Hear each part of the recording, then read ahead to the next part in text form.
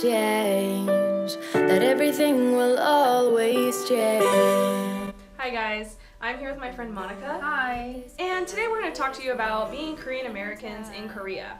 So we both struggled with identity crisis on our own personal stories, and so we're going to share them with you today. As you know, I grew up in the States and I was adopted twice, so I've had a lot of instances where I was the minority among Caucasian parents. And so in America, especially in the working environment, I had so many people just curious, like, what are you? Are you Japanese, Chinese? Like, give me the lowdown, you're different. And I really was really prideful about being Korean. And even though I didn't know much about my heritage, I was just, I'm Korean, and it made me different and unique. Now, on the flip side, being in Korea, I feel like I had this idea that I would just be accepted as Korean. Like, look at this face, you know? But no, that's completely not the way it works.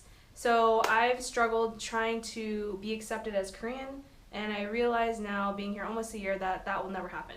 So now if someone, asks me, I'm totally American through and through. And so this is kind of where I've had some struggles with identity. Do you want to introduce yourself? Well, I'm Monica, and I also grew up in the States, and I had the same question. When I lived in Hawaii, people would ask me, are you Japanese? And when I moved to California, people would ask me, are you Chinese? But now that I live in Korea, I think my face also changed more towards Korean.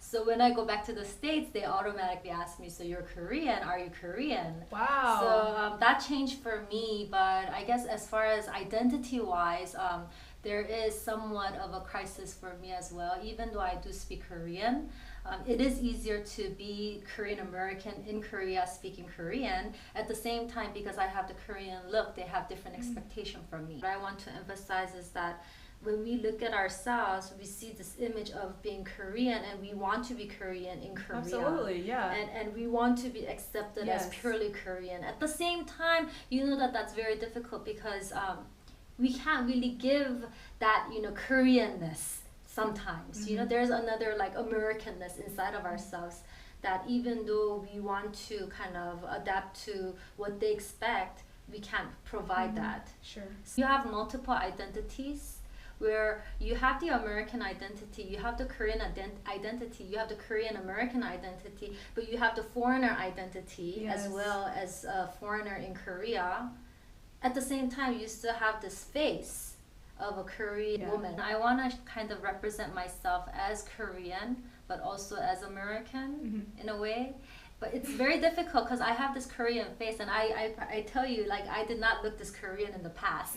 But I think living in Korea changed my appearance in a bit. So that's why I have this Korean look, and in a way that kind of influences the way people treat me. Oh, I see. Right? I see. Because I look more Korean and they have this expectation. At the same time, it's more welcoming. They won't feel awkward to come and talk to me in Korean. I can respond to them in Korean. So that's a good thing. At the same time, inside of myself, internally, I have this identity crisis where, am I Korean? Am I American? Who am I? Where do I belong? Yes. Because I'm not fully accepted in the Korean community either.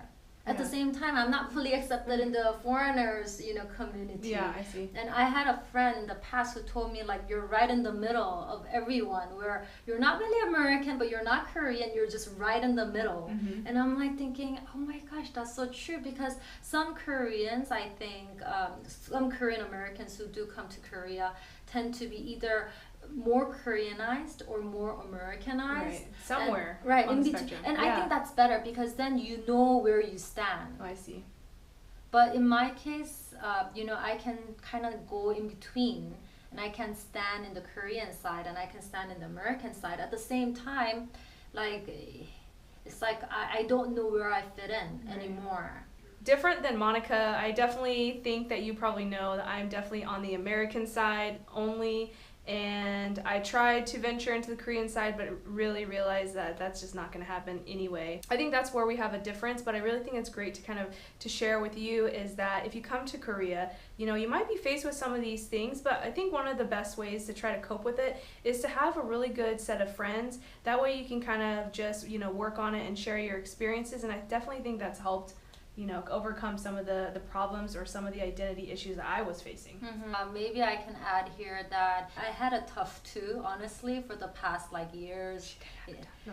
I mean, the Korean language does you speak help, the language. right? You should listen to her. Yeah, I'll have one of those in Korean. I'll take that, and she'll have this. And no, she doesn't speak Korean. So. Well, I'm very fortunate to be able to speak Korean and read it.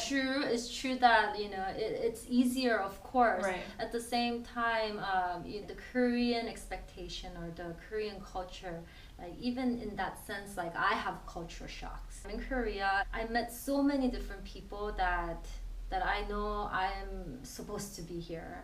I belong here. I think for me, after I realized that I was only not going to be accepted fully as Korean, I did realize that I'm only willing to make so many changes. You can only take it so far, and you still have to realize at the end of the day, what your true identity is. And I really think now it's more of a blend because I'm aware of both cultures. Oh, memories, the fighting, our memories, the difference between you and me, writing our history, creating our memories.